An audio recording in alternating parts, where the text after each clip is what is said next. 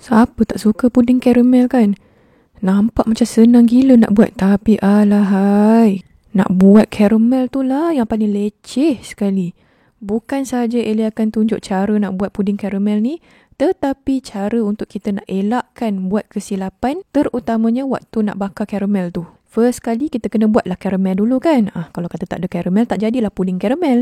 Untuk buat karamel ni kan, dia ada dua kaedah. Satu adalah kaedah kering, satu lagi adalah kaedah basah.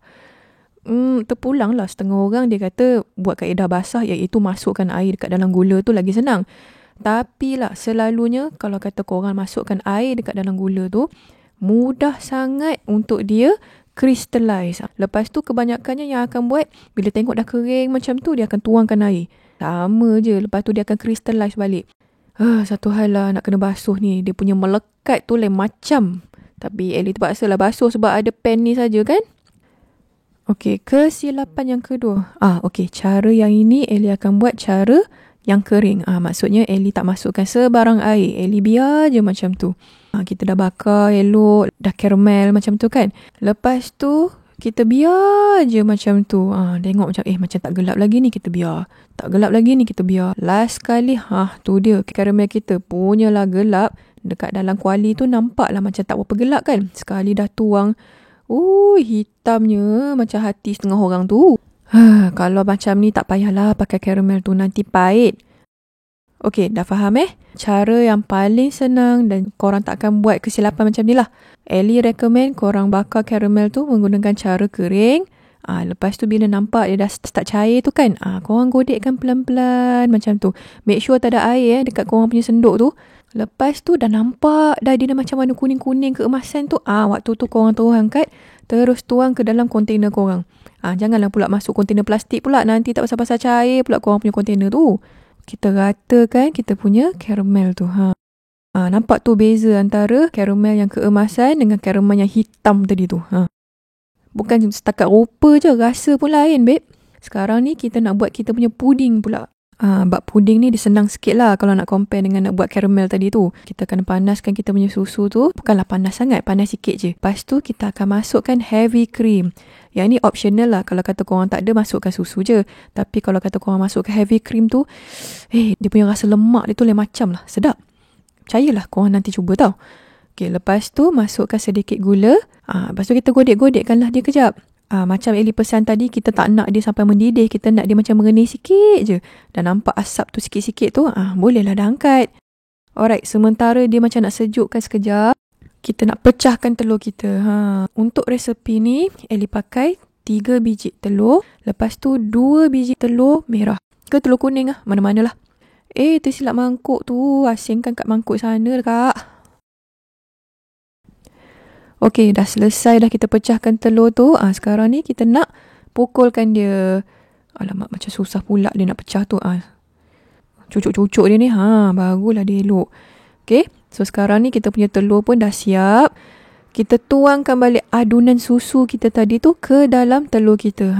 Bila tuang tu, make sure korang kacau tau. Jangan biar macam tu je. Macam Ellie pesan tadi, susu tu janganlah panas. Habis lebur korang punya puding tu. Lepas tu kita masukkan vanilla essence. Nak bagi wangi-wangi sikit, yelah. Kan kita pakai banyak telur tadi tu.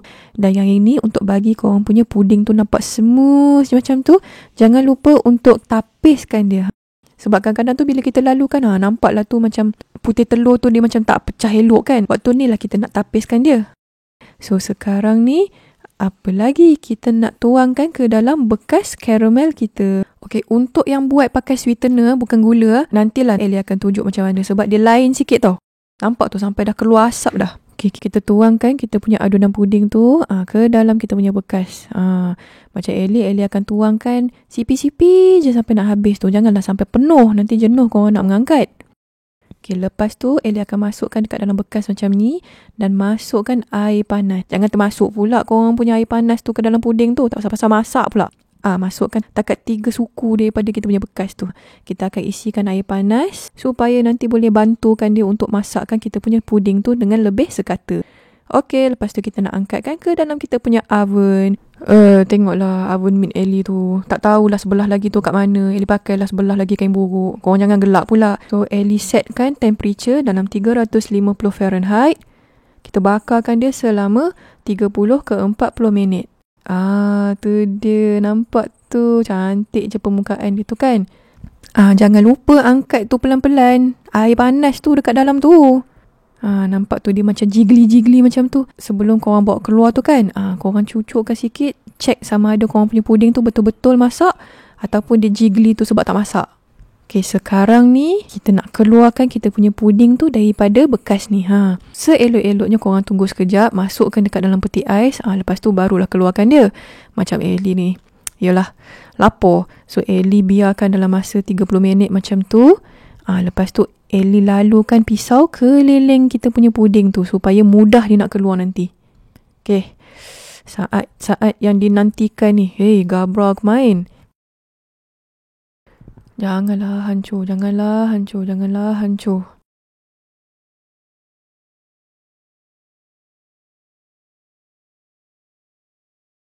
Lepas tu, takutnya nak buka. Ketuk-ketukkan sikit. Tengok tu dia tak nak keluar pula. Tu dia. Alhamdulillah, nasib baiklah dia tak hancur. Penat aku buat tadi. Punya perasaan tu bila dah elok je keluar daripada bekas tu. Macam baru menang bola je. Tu dia, elok je kejadian kita punya puding tu. Apa lagi? Sekarang ni tinggal nak makan je lah. Senang je nak potong. Lembut gila. Lepas tu berlemak, berkrim. Lapar pula sambil duk bercakap ni. Ingat tak kita punya caramel tadi tu kan? Asalnya macam tak sekata je kan? Tapi itulah bila kita dah masak tu, kita punya gula tu nanti akan lebur balik. Lepas tu nanti dia akan sekata je. So yang ini Ellie buat dalam bekas yang lebih kecil. Sebenarnya adunan ni korang boleh dapat untuk satu bekas yang besar. Alright, kalau kata buat nanti jangan lupa untuk tag kita orang dan juga share dengan Basically. Selamat mencuba.